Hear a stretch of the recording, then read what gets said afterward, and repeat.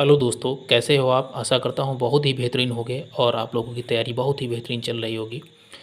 जैसा कि आप जानते हैं टीजीटी का नया सिलेबस आ चुका है और उसमें अलजेब्रा का एक टॉपिक है क्वाड्रेटिक इक्वेशन और दूसरा इससे रिलेटेड टॉपिक है बहुपद और बहुपद के गुणनखंड।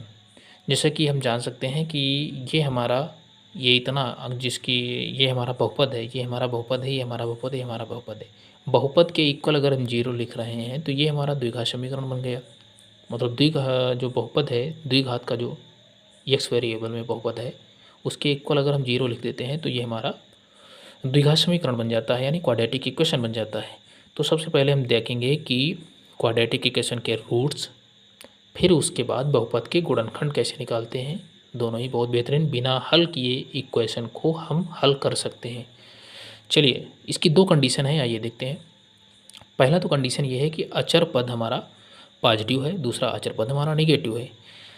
ये हमारा अचर पद होता है, अचर पद पॉजिटिव है। इससे केवल इतना ही जान सकते हैं कि हमें अचर पद के ऐसे गुणनखंड करना है कि जोड़ने पे, पॉजिटिव का मतलब जोड़ने पे एक्स का कॉफिशिएंट हमें मिलना चाहिए। तो यहाँ से केवल हम इतना जान सकते हैं। अब इसके रूट्स पॉजिटिव होंगे कि निगेटिव होंगे, क्या होंगे, दोनों रूट्स पॉजिटिव होंगे या दोनों रूट्स निगेटिव होंगे, वो यक्स के कॉफिशिएंट से पता करते हैं। यक्स को कॉफिशिएंट में अगर पॉजिटिव है तो दोनों ही रूट्स हमारे निगेटिव होंगे। ये हमारी कंडीशन है, अचर पद पॉजिटिव, दूसरी अचर पद निगेटिव। उसके बाद हमें चिन्ह इसको देखना है, यहाँ इन चिन्हों को देखना है। अगर पॉजिटिव है तो दोनों ही रूट्स निगेटिव होंगे, अगर निगेटिव है तो दोनों ही रूट्स पॉजिटिव होंगे। ये तो पहली कंडीशन थी कि अचर पद पॉजिटिव। अब आइए देखते हैं दूसरी कंडीशन की, जब अचर पद निगेटिव यानी यहाँ निगेटिव। यहाँ से केवल हम इतना ही जान पाते हैं कि हमें यह अचर पद के ऐसे गुणनखंड करना है कि घटाने पे हमें यक्स का कॉफिशिएंट मिलना चाहिए। अब यहाँ से हम रूट्स ज्ञात करते हैं कि यक्स का कॉफिशिएंट अगर प्लस का है तो छोटा रूट यानी 2 और 3, इसमें जो भी छोटा है, 2 हमारा छोटा है, तो यक्स का कॉफिशिएंट प्लस का है तो छोटा रूट प्लस का, और यहाँ यक्स का कॉफिशिएंट अगर नेगेटिव है तो छोटा रूट हमारा नेगेटिव। इसके ठीक विपरीत दूसरा रूट होता है, यानी ये निगेटिव है तो ये पॉजिटिव, और ये पॉजिटिव है तो ये निगेटिव।